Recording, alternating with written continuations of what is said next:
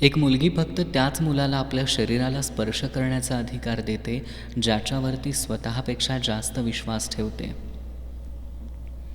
कधी थांबायचं ते ओळखा. काही वेळा आयुष्यात सगळं सारखंच वाटायला लागतं, जणू एकाच सीनची पुन्हा पुन्हा रिपीट होत असलेली क्लिप. पुन्हा तोच संघर्ष, पुन्हा तीच फसवणूक, पुन्हा तोच गुंत आणि पुन्हा आपणच थकलेले. याचं कारण असतं पॅटर्न. आयुष्य सतत आपल्याला संकेत देत असतं, पण आपण ते दुर्लक्ष करतो. कारण चालू ठेवणं सोपं असतं, पण थांबणं ते फार मोठं धाडस असतं. थांबणं म्हणजे स्वतःला विचारणं, मी का हे सगळं परत परत अनुभवतोय. थांबणं म्हणजे स्वीकारणं, काही लोक, काही नाती, काही संधी आता पुढं न्यायच्या नाहीत.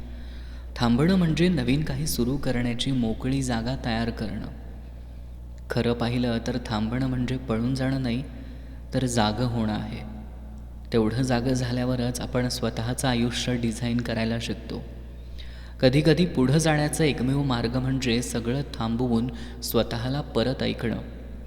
ज्याला हे समजतं तोच खरा जेनियस.